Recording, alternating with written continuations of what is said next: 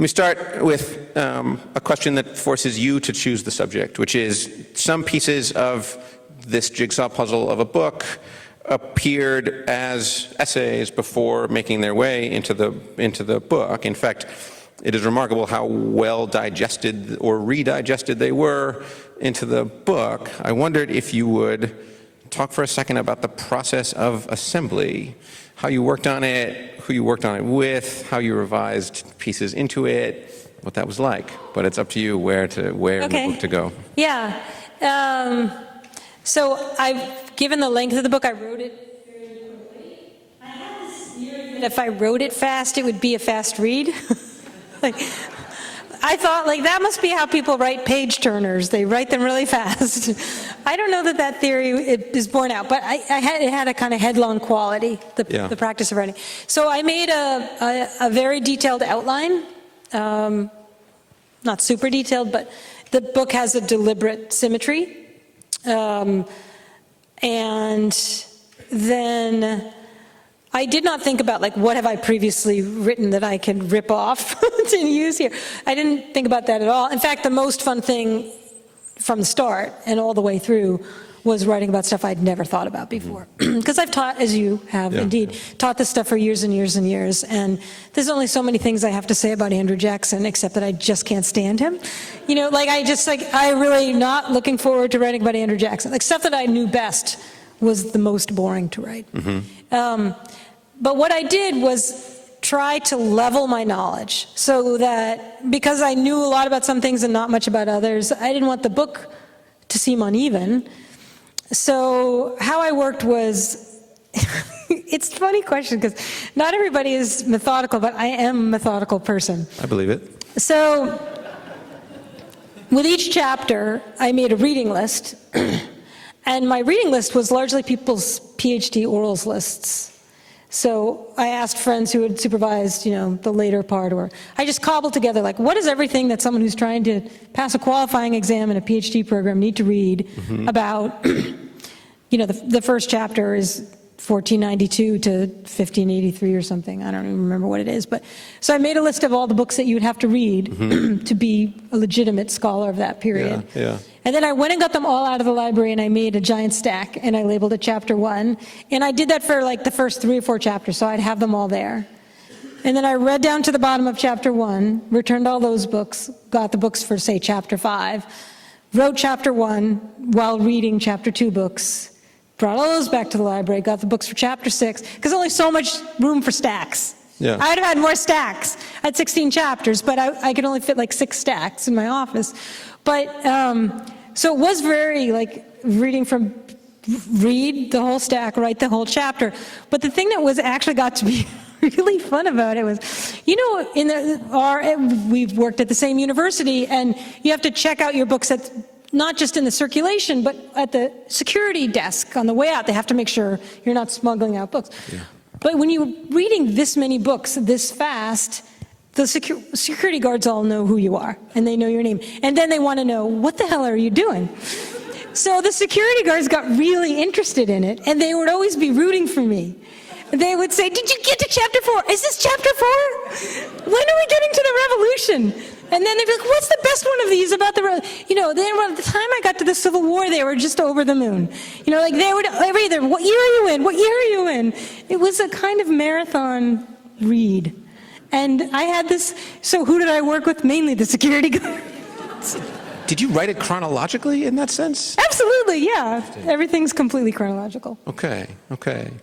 That is genuinely intriguing to me. And a credit to PhD students, I suppose, that generals' reading lists were formed some of the matter of the book. Well, here's the thing about generals' reading lists. I took them. I will say most of the books are horrible. Yeah. I'm going to say, between us, most of the books are pretty bad reads, right? But they're excellent research. And the tragedy of academic scholarship in history is that it is so excellent and has had so little reach outside the academy. So what I wanted to do was read the very best work that absolutely deserves to be read in the sense that the discoveries and the arguments and the evidence are incredible, but find a way to integrate it into a sweeping narrative history.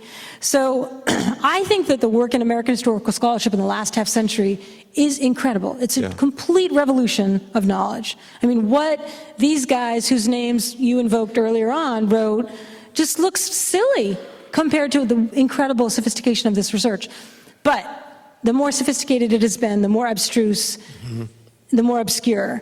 So that's why those lists, instead of like, I don't know, some kind of canned histories or some lesser popular works or something, like it's actually the scholarship that I really care about and really should be communicated. I came to think of it, a term crossed my mind while reading this book, which would be, it could in a way be called post-revisionist, insofar as it does gather the best of what's broadly considered revisionist history over the last half century and directs it to the purpose of an inspiring national history, a history for American readers that will have something like a moral or ethical function within the polity. Post-revisionist does not at all mean anti-revisionist. It means a gathering, and in a way, I don't want to, like a domestication into a narrative. So even the way the American Revolution is narrated in the book, and we get some glimmer of this in your images that, there's the American Revolution that we think of as the American Revolution, which in your account is in fact a kind of borrowing from the people that were being oppressed in the colonial era. The period of European colonization seems like a kind of massive counterinsurgency regime. And the revolutionary tradition is the etiolated white one of the American Revolution, and then a more powerful one that unfolds over time. Does the category of revision and are we post-revisionist in some sense? I think that's probably fairly stated. I mean, when I went to graduate school, when I was young, I was very much engaged with that revisionist project. Like I went to graduate school to study women's history and the history of sexuality. Like I had this agenda that was largely ideological and significantly political, that historical scholarship had left out women and had no understanding of domesticity, of sexuality, of gender. This was my big brief. And I got to graduate school, and as fascinated as I was by those questions, I was really overwhelmed by the feeling that I was walking to a room and closing the door behind me. And I didn't really understand what the point was of recovering all this incredible evidence about women's experiences and women in political history and social history when I went to the bookstore, all the books were still going to be about George Washington and Harry S. Truman and General Douglas MacArthur. Like, I just didn't understand, like, what was that all about? That was just about, like, I enjoyed my work. And so I didn't, like, my first book was not a women's history book. I walked away from that. And it's not because I didn't believe in the revisionist project, but I didn't believe in revisionism as a scholarly objective on its own. So yeah, I think that probably is fairly stated. The thing that I try to say in a public space, though, in particular about that is, because someone asked me recently, like, oh, it's so cute that you're a woman and you write about women, and women as if women, I guess there were women in the past. And isn't that cute and adorable and interesting? And I think it's important to say there have always been women. I know, and it's that the men erased them from history. Like, I haven't added them back in because I like women. Like, it's that those histories were written by people who specifically did not conceive of women as persons in a sense that we understand people as persons, or the people that they held in forms of servitude and in slavery in the same sense. And so therefore, they were not historical actors.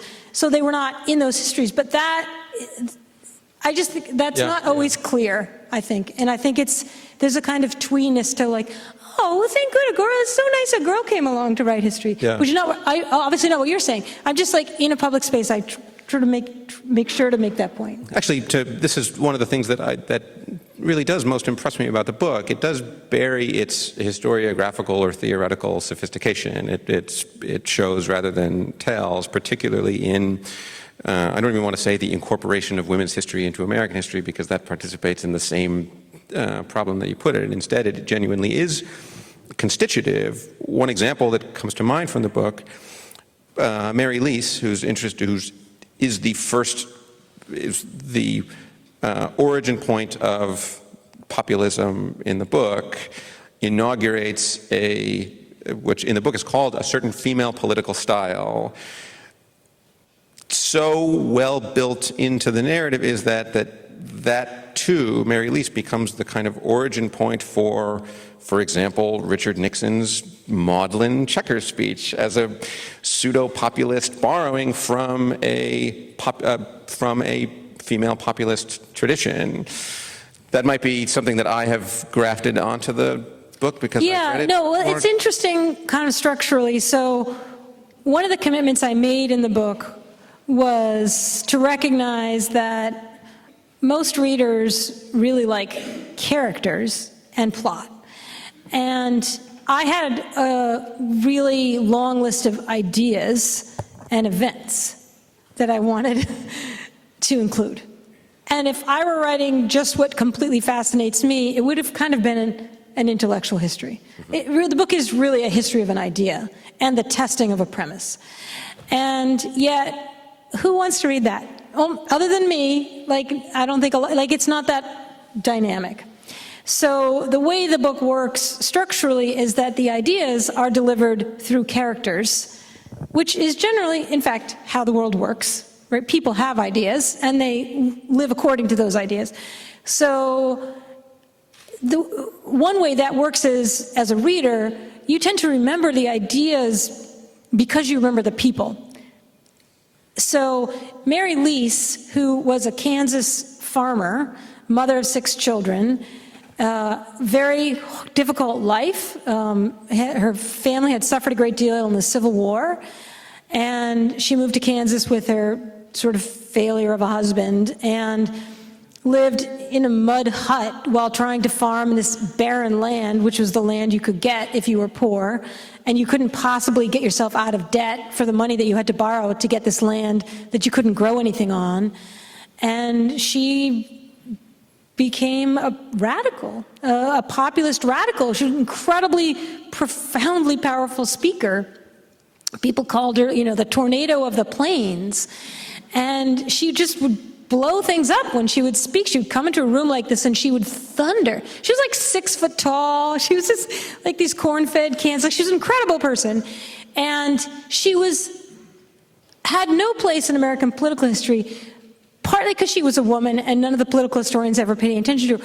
Also, she was a bigot. She was a tremendous anti-Semite. And she had a kind of eugenics theory of race, that the way for the poor white farmers of the American West to improve their lot was for the world to understand that Asian and African people should serve the white races and make it possible for the white races to live lives of leisure. This was essentially her populist argument.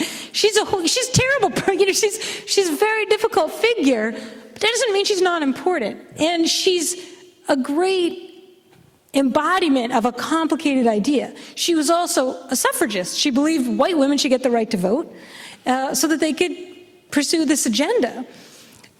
So she's a great character for forcing the reader to recognize in a single person there can be all kinds of ideas that seem both forward and backward, and they kind of contradict themselves, and her experience and her suffering is really profound, and yet what she wants to inflict by way of an order is going to cause so much more suffering for other people. She's really memorable.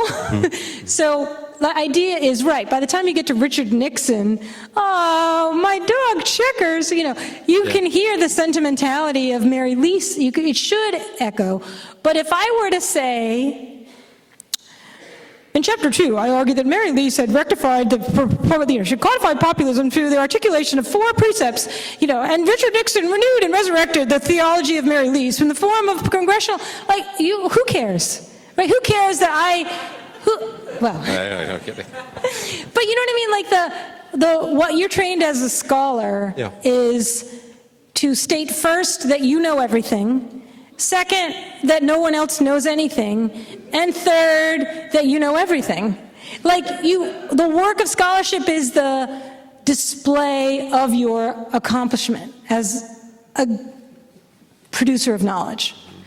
But the work of a writer is the erasure of your accomplishment so that there's room for the pleasure of the reader to experience the reader's acquisition of knowledge. You should read, and this is how I think about essay writing. Yeah. At the end of reading an essay, the reader should think, or the objective I have when I read an essay, the reader should think, wow, I never knew that, I'm so glad I figured that out. The reader shouldn't think, God, that Lepore is smart. That's not the goal, right? The goal is for the reader to walk away. We're supposed to give you the gift of your insight, because it is yours.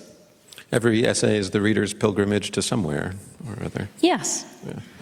I'm going to ask one more broad question and then maybe get some questions from the audience. Your books adopt a certain kind of archaism. There's a deliberately archaic style at times, at least in the container. This one, you mentioned, this book tests a premise in the form of a national history. It opens with this, a kind of late 18th century style novel, the question stated, and closes with an epilogue, the question answered. And it does feel like opening an older kind of text. I wonder about the appeal of that style for you. Is that an exercise in style? Is it what's the broader purpose of that? It's not the same thing as the show don't tell mode of essay writing that you just described. It is a more perhaps distinctly Leporean thing, a deliberate throwback, a form of irony from the present. What is with the stylized archaism of a Lepore book? I know, it's a very pretentious archaism. I didn't call it pretentious. Stylized is not the same as... So just to be clear, Tristram Shandy, 1767, is my favorite book. It's the greatest. It is the greatest book ever written, and everything to do with its style I can only dream of, but I actually really do think in that 18th century way. Aesthetically, and whether it's, portraiture or architecture, I'm most at home in the 18th century. Everything else about the 18th century, I don't want to die in childbirth, but, aesthetically, Benjamin Franklin cracks me up. Mm-hmm. He's funny. Mm-hmm. He's really funny. So, the 19th century I can't stand, and the 20th century is a mess. But the 18th century is beautiful. So I have a whole vogue of the 18th century that I'm sure affects how I thought about this book. Yeah. Also, it starts in the 18th century in the sense that we begin in 1787. Yeah.